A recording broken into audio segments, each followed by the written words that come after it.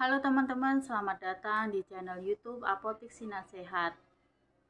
Di video kali ini saya akan membahas mengenai kelumpuhan pada saraf.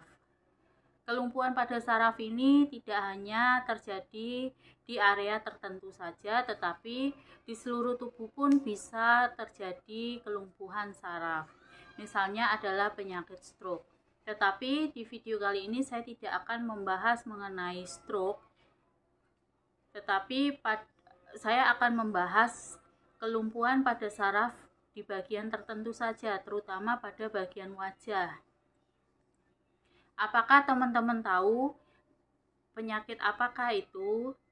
Yaitu penyakit Bell's-Pascal, yaitu kelumpuhan pada bagian wajah. Tetapi di sini kelumpuhannya bukan seluruh wajah ya teman-teman, tetapi bagian sisi wajah, misalnya kelumpuhan di bagian kanan pipi ataupun di bagian kiri pipi bisa lumpuh. Nah, ciri-cirinya seperti ini teman-teman, sama seperti stroke, tapi ini bukan stroke ya.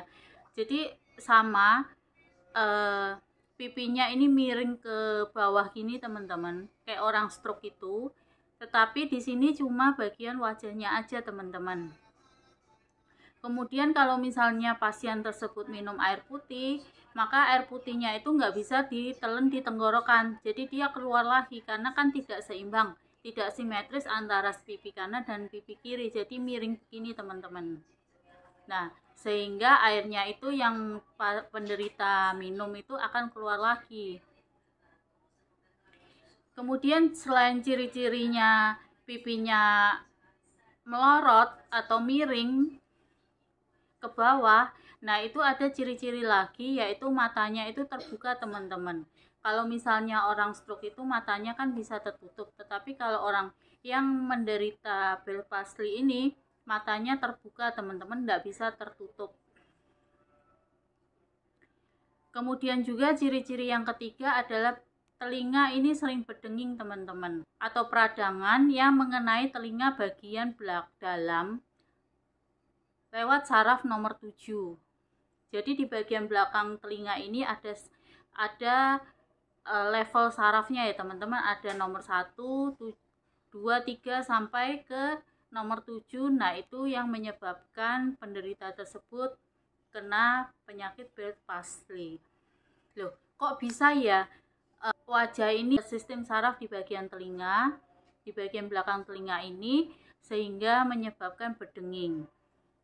Kemudian perjalanannya penderita itu bisa terkena Bell's-Pascal ini karena virus. Jadi pada saat imunitas penderita tersebut turun dan ternyata ada virus masuk ke dalam tubuh kita, khususnya di bagian telinga, kemudian merusak atau menyebabkan terjadinya pembengkakan. Apakah penyakit Bell's-Pascal ini bisa sembuh? Bisa ya teman-teman, yaitu dengan melakukan pengobatan yang dilakukan oleh dokter saraf. Kemudian obat-obat apa saja yang diberikan dan bagaimana cara untuk membantu penyembuhan penyakit Bell's-Pascal ini? Yaitu yang pertama, dengan memberikan obat-obatan, yaitu obat-obatan peradangan, karena kan sistem sarafnya itu bengkak, terjadi pembengkakan, sehingga diperlukan obat-obat yang menurunkan pembengkakan tersebut atau peradangan, misalnya obat-obatan kortikosteroid. Di sini saya contohkan aja, misalnya seperti metilprednisolon ataupun dexamethasone ataupun. Kemudian yang kedua, biasanya kalau terjadi peradangan itu akan menyebabkan rasa nyeri di bagian telinga, sehingga diperlukan obat-obat tambahan pereda nyeri. Teman-teman bisa menggunakan asamefenamat ataupun yang patennya ada Mevinal dan lain-lain, ataupun paracetamol, ibuprofen untuk pereda nyerinya. Kemudian selain obat-obatan tersebut, kortikosteroid dan obat nyeri, juga diperlukan obat atau vitamin yang dapat meningkatkan imunitas tubuh. Misalnya aja seperti imbos ataupun vitamin-vitamin lainnya yang bisa meningkatkan sistem imun tubuh. Karena penyakit Bell Palsy ini akibatnya penyebabnya adalah virus, maka juga harus diberikan obat antivirus atau obat antiretrovirus. Misalnya aja yang di sini adalah obat acyclovir. Nah, seperti yang tadi saya sebutkan bahwa ciri-ciri dari Bell Palsy itu kan matanya terbuka teman-teman, dia tidak bisa tertutup, sehingga teman-teman perlu diberikan misalnya obat tetes mata supaya matanya itu tidak kering karena tidak bisa nutup, sehingga tidak ada produksi air mata, sehingga diperlukan obat tetes mata. Kalau enggak nanti matanya perih teman-teman.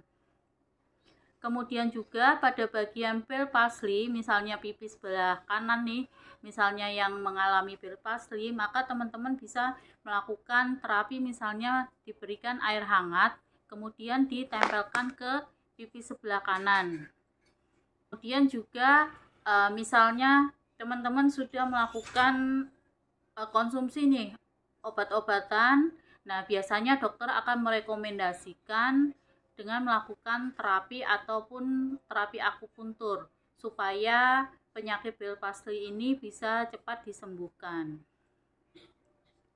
Nah, di sini saya garis bawahi juga untuk pengobatan Bell Palsy ini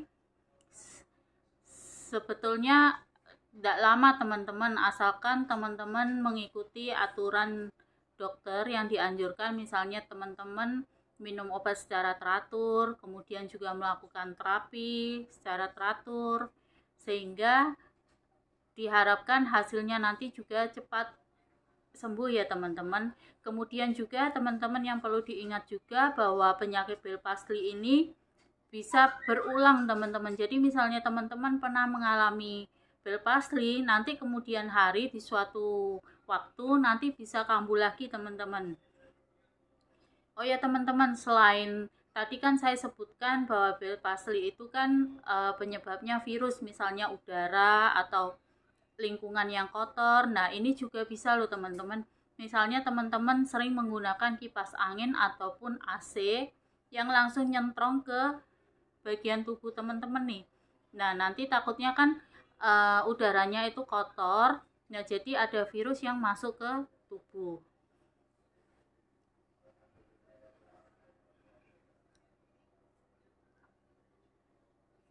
Kemudian teman-teman untuk pasien yang lagi hamil ataupun khususnya lagi hamil, nah misalnya terkena nih gejala ataupun penyakit Bell Palsy ini, tentunya dalam pengobatannya agak lama ya teman-teman, bisa bertahun-tahun.